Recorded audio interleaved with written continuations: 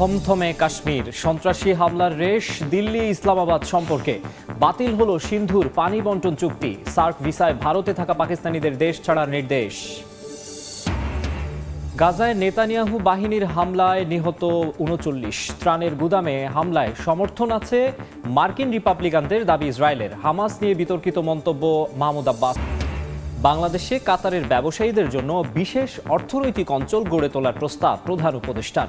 দ্বিপক্ষীয় বাণিজ্য ও বিনিয়োগ বাড়ানোর ওপর গুরুত্ব আরোপ। এবং চীন যুক্তরাষ্ট্র বাণিজ্য যুদ্ধের ইতি টানার ইঙ্গিত ট্রাম্পের। শুল্ক নামতে পারে ৫০ থেকে ৬৫% মধ্যে। ওয়াশিংটন চুক্তি চাইলে আলোচনায় বসতে রাজি, জানালো বেইজিং।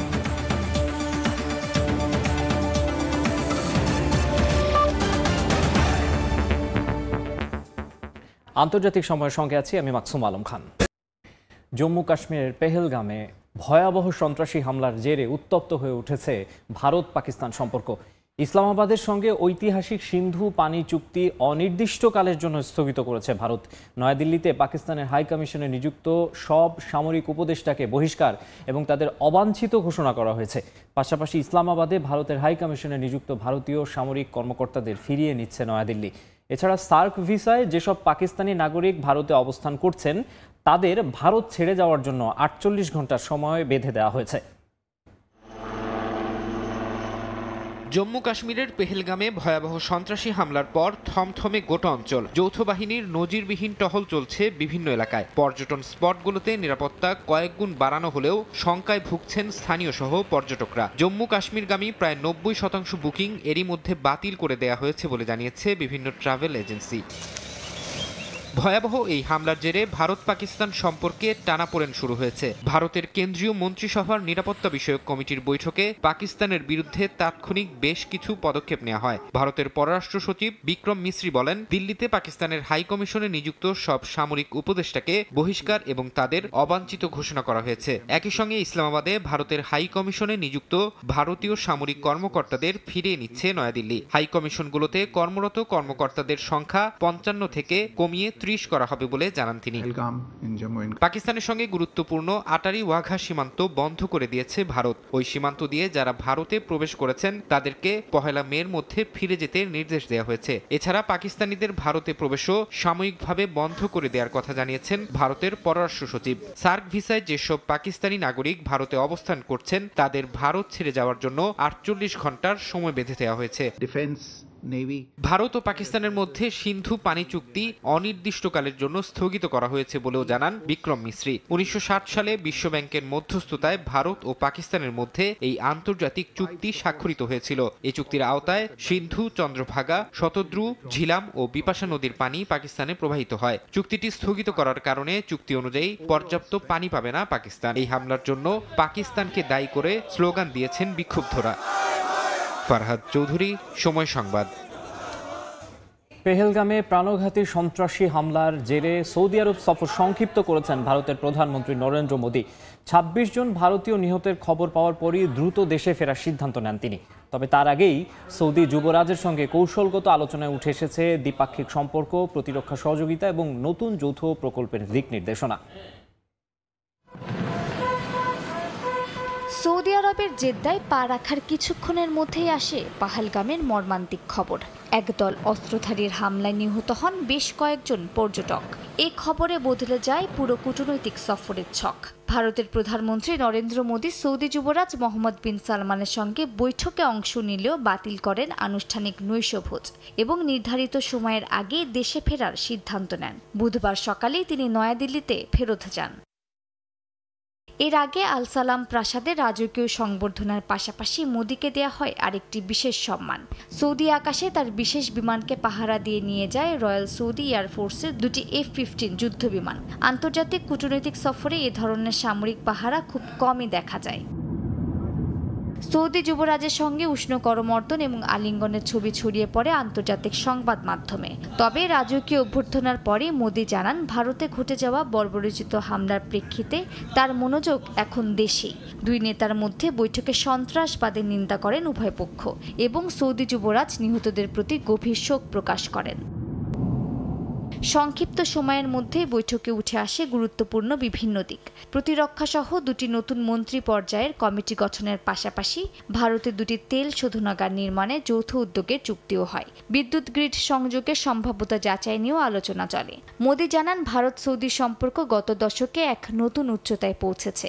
এ সফর তা আরও সুসংহত করবে।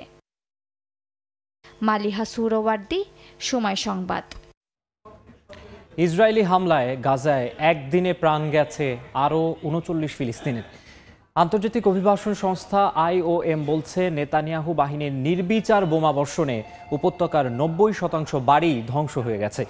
ইসরায়েলের জাতীয় নিরাপত্তা বিষয়ক মন্ত্রী ইতামার বেন গভির দাবি করেছেন, গাজার খাদ্য ও ত্রাণ গুদামে বোমা বর্ষণের বিষয়ে মার্কিন রিপাবলিকান নেতাদের সমর্থন রয়েছে। এদিকে ইসরায়েল যদি গাজা দখল না করে তবে নেতানিয়াহুর সরকার ভেঙে দেবার হুমকি দিয়েছেন ইসরায়েলের অর্থমন্ত্রী। ইসরায়েলি বাহিনীর বর্বরতায় গাজায় মৃতের সংখ্যা বাড়ছেই। প্রতিদিন নির্মম হত্যাকাণ্ডের শিকার হচ্ছেন নিরীহ ফিলিস্তিনিরা। গণমাধ্যমের খবর, গেল একদিনে নেতানিয়াহু বাহিনীর হামলায় অবরুদ্ধ উপত্যকায় বেশ কয়েকজন নিহত হয়েছেন। যুদ্ধের এই 18 মাসে গাজায় নিহতের সংখ্যা 51,000 ছাড়িয়ে গেছে। যদিও গাজার সরকারি মিডিয়ার তথ্য বলছে, নিহত ফিলিস্তিনির সংখ্যা প্রায় 62,000। ইসরায়েলি বাহিনীর হামলায় ধ্বংসস্তূপে পরিণত গাজা। আন্তর্জাতিক অভিবাসন সংস্থা IOM বলছে, উপত্যকার 90% বাড়ি ধ্বংস হয়ে গেছে নেতানিয়াহুর সেনাদের গোলার আঘাতে। দেখা দিয়েছে দুর্ভিক্ষের মতো পরিস্থিতি। খাবার, বিশুদ্ধ পানি এবং ওষুধের সংকটে চরম মানবিক বিপর্যয়ের মুখে পড়েছেন সেখানকার বাসিন্দারা। এমন পরিস্থিতিতে গাজায় ত্রাণ সরবরাহ প্রবেশে দেয়া নিষেধাজ্ঞা তুলে নিতে ইসরায়েলের প্রতি আহ্বান জানিয়েছে জার্মানি, ফ্রান্স ও ব্রিটেন। উপত্যকাটির এমন মানবিক বিপর্যয়ের মাঝেই ইসরায়েলের জাতীয় নিরাপত্তা বিষয়ক মন্ত্রী ইতামার বেন গভির দাবি করেছেন, গাজার খাদ্য ও ত্রাণ গুদামে বোমা বর্ষণের বিষয়ে মার্কিন রিপাবলিকান নেতাদের সমর্থন আছে। তিনি বলেন, ফ্লোরিডায় যুক্তরাষ্ট্রের প্রেসিডেন্ট ডোনাল্ড ট্রাম্পের বাসভবনে রিপাবলিকান পার্টির উচ্চ পর্যায়ের কর্মকর্তাদের সঙ্গে এ বিষয়ে বৈঠক হয়েছে তার। এদিকে ইসরায়েল যদি গাজা দখল না করে তবে নেতানিয়াহুর সরকার ভেঙে দেওয়ার হুমকি দিয়েছেন ইসরায়েলের উগ্র ডানপন্থী অর্থমন্ত্রী বেজালেল স্মোট্রিচ। বুধবার এক বিবৃতিতে তিনি বলেন, গাজায় ইসরায়েলি হামলার সম্পূর্ণ দায় প্রধানমন্ত্রীর। হুমকি দেন নেতানিয়াহু যেন দ্রুত হামাসকে পরাজিত করতে সামরিক অভিযান শুরু করেন, গাজা দখল করে সেখানে সামরিক সেনা শাসন জারি করেন এবং বন্দীদের ফেরানোর পাশাপাশি ট্রাম্পের পরিকল্পনা বাস্তবায়ন করেন। অন্যদিকে গাজার নিয়ন্ত্রণ ফিলিস্তিনি কর্তৃপক্ষের কাছে হস্তান্তরের আহ্বান জানিয়েছেন ফিলিস্তিনের প্রেসিডেন্ট মাহমুদ আব্বাস। বুধবার পশ্চিম তীরের রামাল্লায় দলীয় পরিষদে দেয়া বক্তব্যে এই আহ্বান জানান তিনি। ফারহাদ চৌধুরী, সময় সংবাদ। যুদ্ধ বন্ধে চুক্তি করতে রাজি হলেও রাশিয়ার দখলকৃত ইউক্রেনের কোনো অঞ্চলকে স্বীকৃতি দেবেন না বলে সাফ জানিয়েছেন ভলোদিমির জেলেনস্কি। তার এমন মন্তব্যে ক্ষোভ ঝেড়েছেন মার্কিন প্রেসিডেন্ট ডোনাল্ড ট্রাম্প। ট্রাম্প বলেন, জেলেনস্কির এই ধরনের মন্তব্য চলমান আলোচনাকে ক্ষতিগ্রস্ত করছে। এদিকে ইউক্রেন ইস্যুতে যুক্তরাষ্ট্র, ব্রিটেন, ফ্রান্স, জার্মানি ও ইউক্রেনের পররাষ্ট্রমন্ত্রী পর্যায়ের বৈঠকের কথা থাকলেও তা বাতিল করা হয়েছে। মার্কিন পররাষ্ট্রমন্ত্রী লন্ডন সফরে না যাওয়ায় যুদ্ধ ইস্যুতে দেশগুলোর সরকারের প্রতিনিধিরা আলোচনা করেছেন বলে জানা গেছে। লন্ডনে যুক্তরাষ্ট্র, ব্রিটেন, ফ্রান্স, জার্মানি ও ইউক্রেনের পররাষ্ট্রমন্ত্রী পর্যায়ের গুরুত্বপূর্ণ বৈঠক হওয়ার কথা থাকলেও সফর বাতিল করে দেন মার্কিন পররাষ্ট্রমন্ত্রী মার্কো রুবিও। এরপর বাকি দেশগুলোও জানায় এই আলোচনায় অংশ নেবেন না তাদের পররাষ্ট্রমন্ত্রীরাও। যদিও দেশগুলোর প্রতিনিধিরা ইউক্রেন ইস্যুতে বৈঠক করেছেন বলে জানায় বিভিন্ন গণমাধ্যম। যুদ্ধবন্ধে আগ্রহী হলেও রাশিয়ার কাছে কোনো অঞ্চল ছেড়ে দিতে নারাজ ইউক্রেনের প্রেসিডেন্ট ভলোদিমির জেলেনস্কি। তিনি বলেন, কিয়েভ কখনোই রাশিয়ার দখলে থাকা ইউক্রেনের কোনো অঞ্চলকে স্বীকৃতি দেবে না। এদিকে জেলেনস্কির এমন মন্তব্যে চটেছেন মার্কিন প্রেসিডেন্ট ডোনাল্ড ট্রাম্প। সামাজিক মাধ্যমে দেয়া পোস্টে তিনি বলেন, চলমান আলোচনাকে ক্ষতিগ্রস্ত করছেন জেলেনস্কি। ট্রাম্প বলেন, ইউক্রেনের প্রেসিডেন্ট চাইলে যুদ্ধ আরও 3 বছর চালিয়ে যেতে পারেন এবং নিজের পুরো দেশই হারাতে পারেন। কাতারের ব্যবসায়ীদের বাংলাদেশে বিনিয়োগের আহ্বান জানিয়েছেন প্রধান উপদেষ্টা ডক্টর মোহাম্মদ ইউনূস। বিনিয়োগকারীদের জন্য একটি বিশেষ অর্থনৈতিক অঞ্চল গড়ে তোলার কথাও জানিয়েছেন তিনি। বুধবার দোহায় কাতারের উপপ্রধানমন্ত্রী ও প্রতিরক্ষা মন্ত্রীর সঙ্গে বৈঠকে এই আহ্বান জানান প্রধান উপদেষ্টা। এদিন কাতারের বাণিজ্য ও শিল্প মন্ত্রী শেখ ফয়সাল বিন আল থানিও অধ্যাপক ইউনূসের সঙ্গে বৈঠক করেন। বৈঠকে দ্বিপক্ষীয় বাণিজ্য এবং বিনিয়োগ বাড়ানোর উপর গুরুত্ব আরোপ করেন প্রধান উপদেষ্টা। আর্থনা শীর্ষ সম্মেলনে যোগ দিতে গেল সোমবার কাতারের দোহায় যান অন্তর্বর্তী সরকারের প্রধান উপদেষ্টা ডক্টর মোহাম্মদ ইউনূস। বুধবার তার সঙ্গে বৈঠক হয়েছে কাতারের উপপ্রধানমন্ত্রী ও প্রতিরক্ষা মন্ত্রী শেখ সাউদ বিন আব্দুল রহমান বিন হাসান আল থানির সঙ্গে। প্রধান উপদেষ্টার প্রেস সচিব শফিকুল আলম জানান, বিনিয়োগ সম্ভাবনার কথা তুলে ধরে প্রধান উপদেষ্টা কাতারের মন্ত্রীকে বলেছেন, বাংলাদেশকে ম্যানুফ্যাকচারিং ও অর্থনৈতিক হাব হিসেবে গড়ে তোলার চেষ্টা চলছে। বন্দরের সক্ষমতা বাড়ানো সহ বিনিয়োগ পরিষেবা উন্নয়ন করা হচ্ছে। তিনি কাতারের ব্যবসায়ীদেরকে বাংলাদেশে বিনিয়োগে উৎসাহিত করতে সেদেশের সরকারের প্রতি আহ্বান জানান। বাংলাদেশ কাতারকে ডেডিকেটেড একটা ইকোনমিক জোন আমরা তাদের জন্য তৈরি করে দেবো কাতারের ডিফেন্স ইন্ডাস্ট্রির জন্য। কাতার খুবই সিরিয়াস এই বিষয়ে, তারা আসলে এটা নিয়ে কাজ করছে এবং উনি এটা জানালেন। ওনারা খুবই ইন্টারেস্টেড বাংলাদেশে এবং কাতার অনেক জায়গায় ইনভেস্ট করছে, বাংলাদেশকে তারা সিরিয়াস লোকেশন হিসাবে দেখছে। কাতার ৩ বছর পর পর বাংলাদেশ থেকে ৭২৫ জন করে সেনা সদস্য নেবে। প্রধান উপদেষ্টা কাতারের উপপ্রধানমন্ত্রীকে এই সেনা সদস্যের সংখ্যা বাড়ানোর অনুরোধ করেছেন বলে জানান শফিকুল আলম। কাতার মিলিটারিতে বাংলাদেশের থেকে যাতে ট্রুপস নেয়, অলরেডি আমরা তো অ্যাকসেপ্টেন্স পেয়েছি, আমরা প্রেস রিলিজ দিয়েছি যে তারা প্রায় ৮০০ জনের মতো ট্রুপস নিবে। চিফ অ্যাডভাইজার ওই মিটিংয়ে তাকে বললেন যে তারা যাতে আরও বেশি নেয় সামনে, এবং ওনার তরফ থেকে এক ধরনের আমি বলবো যে উনি বলেছেন যে উনি দেখবেন এটা। এদিন কাতারের বাণিজ্য ও শিল্পমন্ত্রী শেখ ফয়সাল বিন আল থানিও অধ্যাপক ইউনূসের সঙ্গে বৈঠক করেন। বৈঠকে দ্বিপক্ষীয় বাণিজ্য ও বিনিয়োগ বাড়ানোর উপর গুরুত্বারোপ করেন প্রধান উপদেষ্টা। দোহায় প্রফেসর মোহাম্মদ ইউনূসের সঙ্গে কথোপকথন একটি রূপান্তরিত বিশ্বে যুব নেতৃত্বকে শক্তিশালীকরণ শীর্ষক একটি অনানুষ্ঠানিক কথোপকথনে অংশ নেন প্রধান উপদেষ্টা। সামাজিক, অর্থনৈতিক সহ নানা বিষয়ে কথা বলেন অধ্যাপক ইউনূস। একই সঙ্গে অংশগ্রহণকারীদের প্রশ্নের উত্তর দেন অন্তর্বর্তী সরকারের প্রধান উপদেষ্টা। Always talking about creating a new civilization. This civilization that we have around us is a self-destructive civilization. In order for ours to survive, we have to create a counter civilization so that we don't create those problems that we do right now, so that we can survive, we can live on this planet happily with the environment as our friend. Don't destroy it, protect it. খ্রিস্টানদের প্রধান ধর্মগুরু pope ফ্রান্সিসের অন্ত্যেষ্টিক্রিয়ায় যোগ দিতে শুক্রবার দোহা থেকে রোমের উদ্দেশ্যে যাত্রা করবেন প্রধান উপদেষ্টা ডক্টর ইউনূস। ফরহাদ চৌধুরী, সময় সংবাদ। চীনের সঙ্গে বাণিজ্য যুদ্ধের ইতি টানার ইঙ্গিত দিলেন মার্কিন প্রেসিডেন্ট ডোনাল্ড ট্রাম্প। তিনি বলেন, ১৪৫% শুল্ক হার অনেক বেশি হয়ে যায়, এটা যথেষ্ট পরিমাণ কমানো হবে।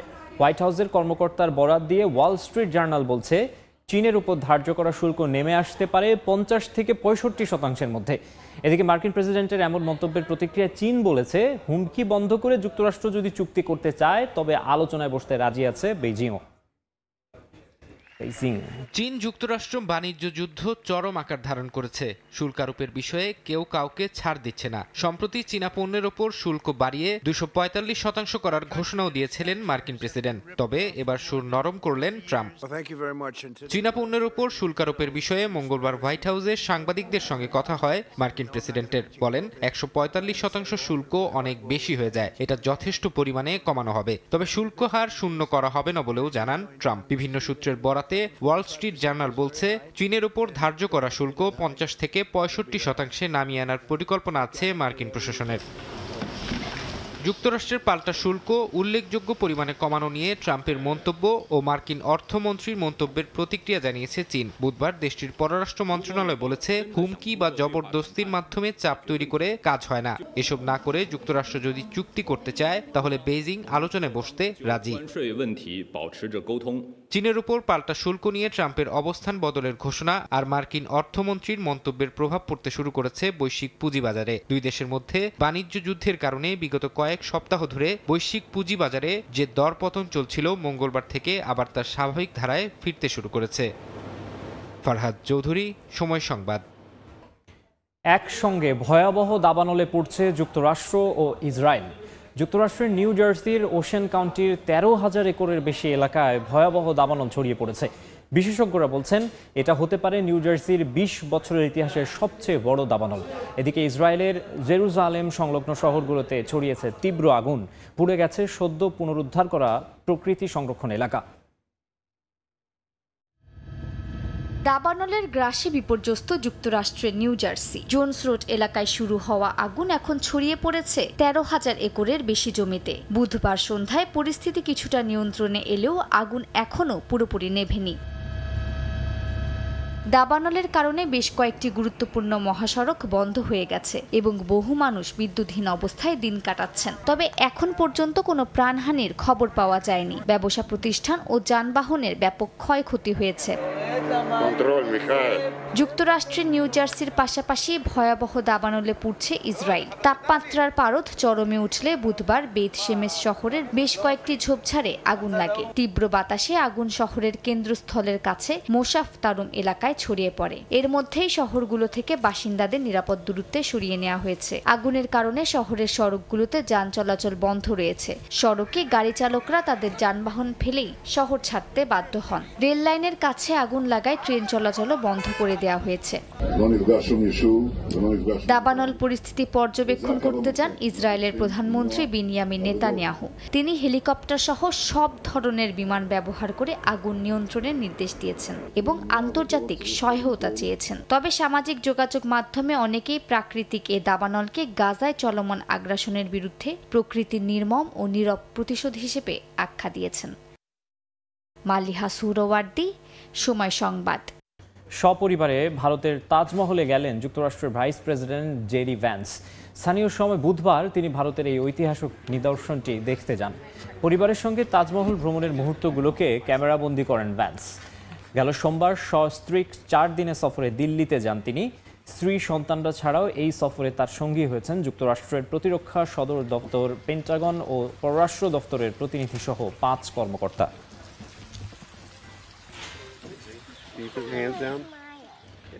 সর্বসাধারণের শ্রদ্ধা নিবেদনের জন্য পোপ ফ্রান্সিসের মরদেহ সেন্ট পিটার্স ব্যাসিলিকায় নেওয়া হয়েছে।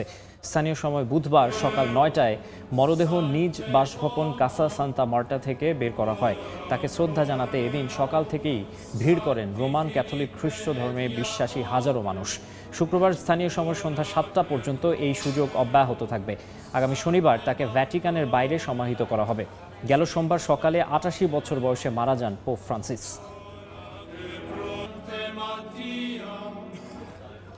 আন্তর্জাতিক সময়ে আরও থাকছে।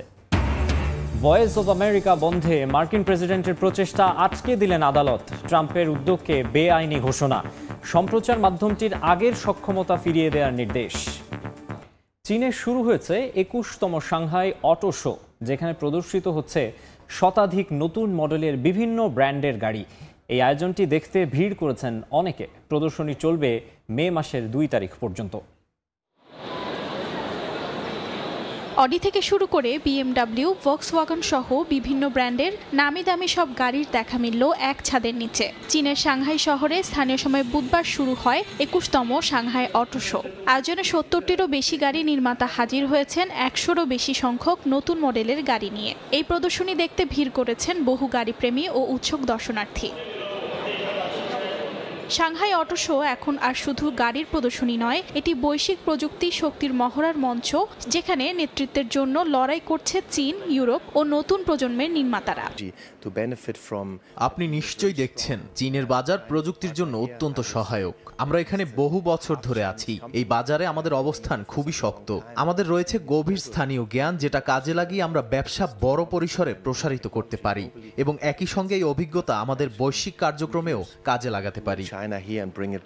তবে গাড়ির এই প্রযুক্তিগত উৎসবের পেছনে রয়েছে অজানা এক আতঙ্ক, যুক্তরাষ্ট্র চীন বাণিজ্য যুদ্ধ। সরবরাহে শৃঙ্খলা ভাঙার শঙ্কা আর বাজার চাহিদা কমে যাওয়ার আশঙ্কা নিয়েই আয়োজন করা হলো গাড়ির এই বৈশ্বিক প্রতিযোগিতা। সাংহাই অটো শো চলবে মে মাসের 2 তারিখ পর্যন্ত। অর্জিতা শেহজিন, সময় সংবাদ। 20 বছর আগে একটি ভিডিও আপলোডের মাধ্যমে 3 জন স্বপ্নবাজ তরুণের হাত ধরে শুরু হয় ইউটিউবের পথচলা। এদের মধ্যে একজন বাংলাদেশি বংশোদ্ভূত জাওয়েদ করিম। দীর্ঘ এই পথচলায় ইউটিউব হয়ে উঠেছে এক নতুন টেলিভিশন, নতুন সংবাদ মাধ্যম, এমনকি নতুন এক সংস্কৃতি।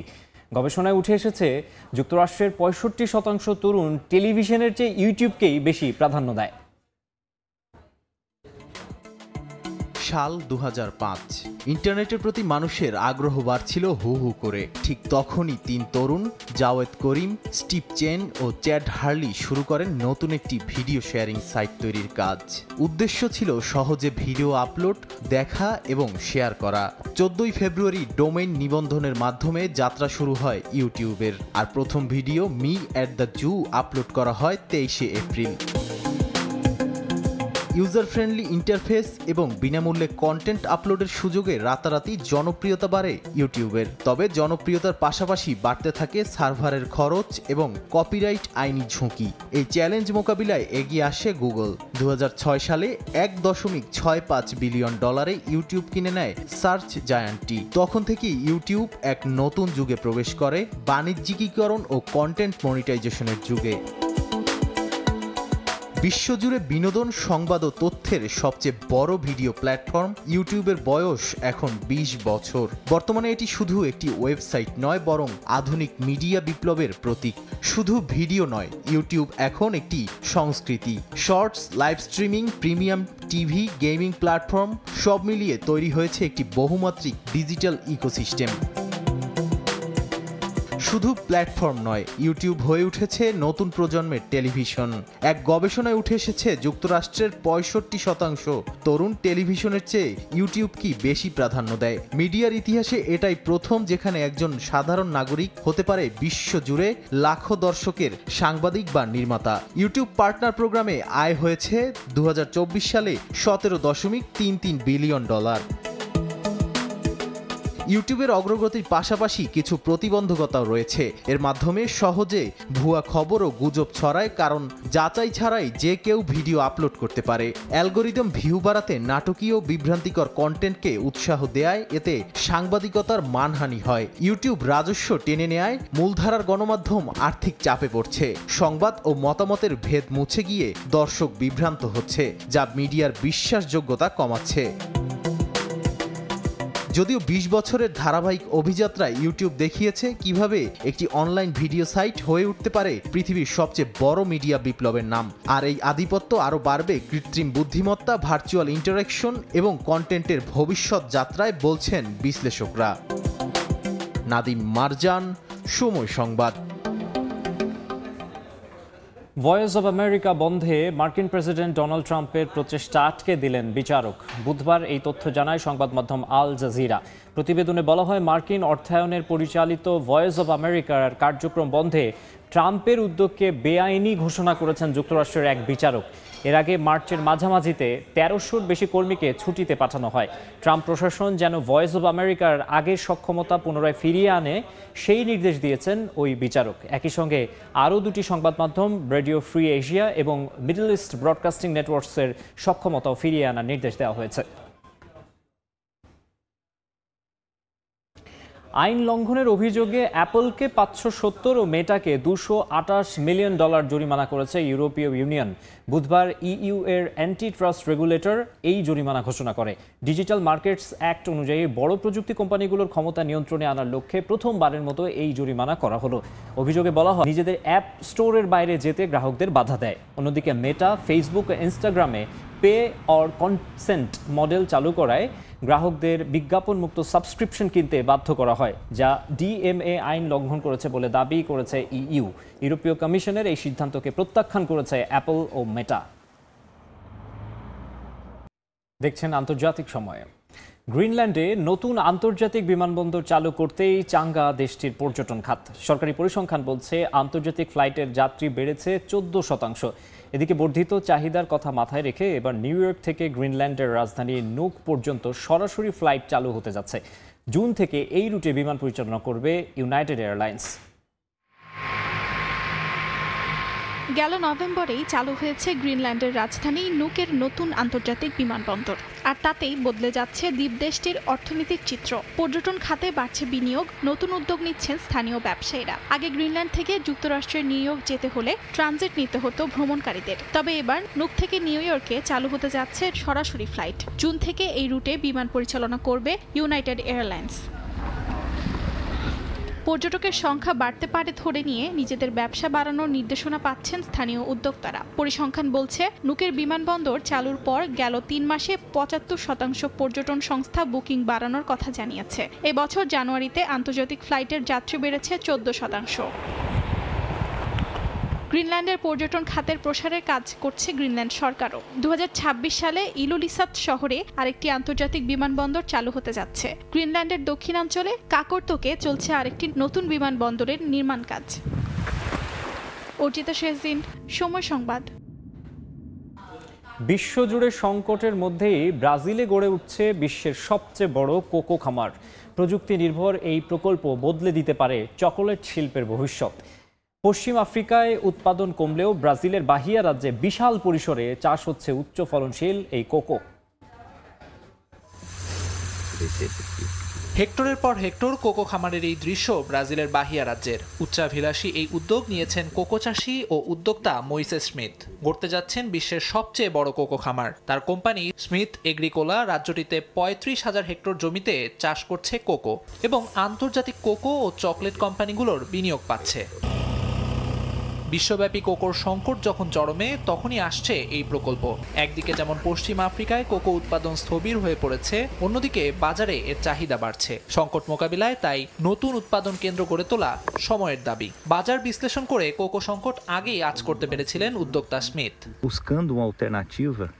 আমরা শুধু বুঝেছিলাম যে সংকট আসবে, কিন্তু এত দ্রুত আসবে তা ভাবিনি। বিশ্বের বেশিরভাগ কোকো খামার আফ্রিকায়, তবে তার আয়তন 50 হেক্টরের কাছাকাছি। ইকুয়েডরে কিছু বড় খামার থাকলেও সেগুলোও কয়েকশো হেক্টরের বেশি নয়। তবে স্মিথের এই খামারে বর্তমানে 400 হেক্টর জমিতে কোকো উৎপাদন হচ্ছে এবং ফলন প্রতি হেক্টরে 3000 কেজি, যা ব্রাজিলের প্রচলিত কোকো খামারের তুলনায় প্রায় 10 গুণ বেশি। এমনকি বিশ্বের সবচেয়ে বড় কোকো উৎপাদনকারী দেশ আইভরি কোস্টে প্রতি হেক্টরে গড় ফলন মাত্র 500 কেজি। স্মিথের আশা, ভবিষ্যতে প্রতি হেক্টরে 4000 কেজি ছাড়িয়ে যাবে তার খামারের ফলন। আমিরুল ইসলাম আলী, সময় সংবাদ। কুয়েতের ট্রাফিক আইনে নতুন সংশোধনী আনা হয়েছে। মঙ্গলবার থেকে কার্যকর হওয়া আইনে রয়েছে মোটা অঙ্কের জরিমানা, যা পূর্বের চেয়ে অনেক গুণ বেশি। ট্রাফিক আইন অমান্যকারীদের হতে পারে জেলও। মঈন সুমনের রিপোর্টে বিস্তারিত।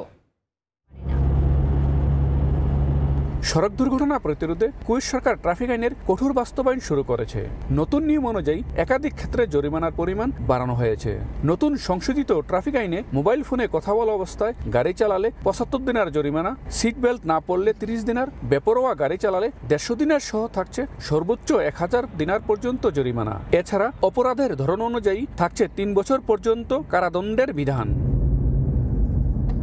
সাম্প্রতিক আইনটি পরিবর্তন সম্পর্কে জনসাধারণের সচেতনতা বৃদ্ধির লক্ষ্যে দেশটির আরবি ছাড়াও আরও 6টি ভাষায় গুরুত্বপূর্ণ ট্রাফিক নিয়ন্ত্রণ আপডেটের ব্যবস্থা করে। ইংরেজি, ফার্সি, হিন্দি, উর্দুর পাশাপাশি রয়েছে বাংলা ভাষাও এই আপডেট। এতে সাধুবাদ জানিয়েছেন কুয়েতে প্রবাসী বাংলাদেশিরা। টেলিফোনে কথা বলতেছি, এমন সময় অন্য মনস্ক হয়ে যায়, টেলিফোনের দিকে থাকে, হয়তো ব্রেক করছে বা পিছন থেকে গাড়িটা ধাক্কা দিয়ে লাগাইয়া দেয়। ড্রাইভিং অবস্থায় মোবাইল এবং রেড সিগন্যাল ক্রস, তারপরে সিট বেল্ট, এই জিনিসগুলো আগের থেকে প্রায় 3 গুণ ফাইন নির্ধারণ করা হয়েছে। এই দেশের সরকার যেই উদ্দেশ্যে আইন প্রণয়ন করতে যাচ্ছে, এটা আমাদেরকে মানতে হবে এবং এই দেশের আইনের প্রতি শ্রদ্ধাশীল হতে হবে। চলতি বছরের প্রথম 3 মাসে দেশটিতে সড়ক দুর্ঘটনায় 65 জনের প্রাণহানি ঘটেছে। একটি পরিসংখ্যান অনুসারে চলতি মাসের 5 থেকে 11 এপ্রিলের মধ্যে মোট 1.5 লাখের বেশি ট্রাফিক আইন লঙ্ঘনের রেকর্ড করা হয়েছে। কুয়েত থেকে মঈন সুমন, সময় সংবাদ। চীনের উত্তর পূর্বাঞ্চলের চাংশুন শহরে চালু হয়েছে এক অভিনব ট্রাম সার্ভিস, যেখানে পোষা প্রাণীদের নিয়ে উঠতে পারবেন যাত্রীরা। এই উদ্যোগ শহরটিকে আরও পোষা প্রাণী বান্ধব করে তুলছে বলে মনে করছেন অনেকে।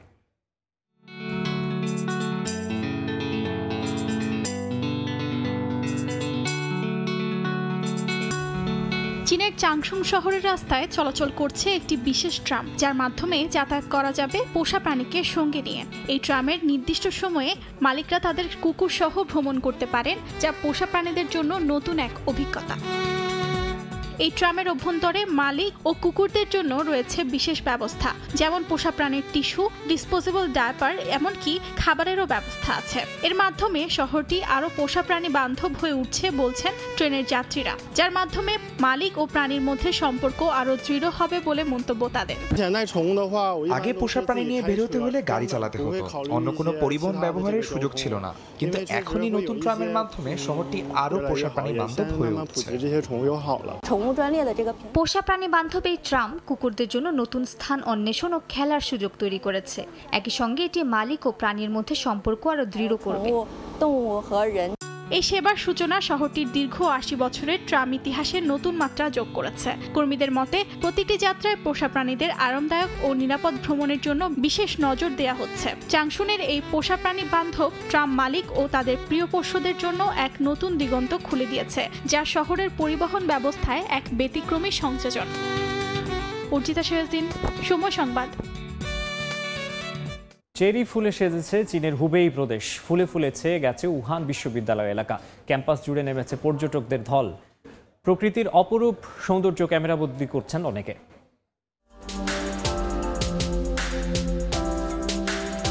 নীলাভ আকাশের নিচে হালকা গোলাপি সৌন্দর্যের মেলা। চীনের হুবেই প্রদেশের উহান শহর পরিণত হয়েছে বসন্তের চেরি ব্লসমের স্বর্গে। হাজারো পর্যটক শহরটিতে ছুটে আসছেন এই মোহনীয় দৃশ্য উপভোগ করতে। উহানে রয়েছে ৫ লাখের বেশি চেরি গাছ। এর মধ্যে উহান বিশ্ববিদ্যালয় যেন এই সৌন্দর্যের কেন্দ্রবিন্দু। ১৩২ বছরের পুরনো এই বিশ্ববিদ্যালয়ের ক্যাম্পাস জুড়ে ছড়িয়ে আছে প্রায় ১,০০০ চেরি গাছ। সবুজ পাহাড় এবং গোলাপি ফুলের আভা মুগ্ধ করছে শিক্ষার্থী ও দর্শনার্থীদের। শহর জুড়ে পর্যটকদের সুবিধার্থে চালু হয়েছে বিশেষ cherry blossom line bus service, যা দর্শনার্থীদের শহরের প্রধান আকর্ষণগুলো ঘুরে দেখতে সহায়তা করে। শুধু তাই নয়, উহানের বাস, সাবওয়ে ও ট্যাক্সিতেও বসন্তের ছোঁয়ার দেখা মেলে। হালকা গোলাপি সাজে সজ্জিত পরিবহনগুলো যেন স্বাগত জানাচ্ছে দর্শনার্থীদের। চেরি ফুলের ঋতু স্বল্পস্থায়ী, তবে সৌন্দর্য মনে গেঁথে থাকে দীর্ঘদিন। উহানের এই স্বপ্নীল দৃশ্যের সাক্ষী হতে ভিড় বাড়ে পর্যটকদের। এখন বসন্তে চেরি ফুলের জন্য পর্যটকদের প্রথম পছন্দ এই শহরটি। অর্জিতা সিরাজউদ্দিন, সময় সংবাদ। আন্তর্জাতিক সময় শীর্ষ সংবাদ জানিয়ে দিচ্ছে আরেকবার। থমথমে কাশ্মীর। সন্ত্রাসী হামলার রেশ দিল্লি ইসলামাবাদ সম্পর্কে। বাতিল হলো সিন্ধুর পানি বন্টন চুক্তি। সার্ক ভিসায় ভারতে থাকা পাকিস্তানিদের দেশ ছাড়ার নির্দেশ। গাজায় নেতানিয়াহু বাহিনীর হামলায় নিহত ৩৯। ত্রাণের গুদামে হামলায় সমর্থন আছে মার্কিন রিপাবলিকানদের, দাবি ইসরায়েলের। হামাস নিয়ে বিতর্কিত মন্তব্য মাহমুদ আব্বাসের।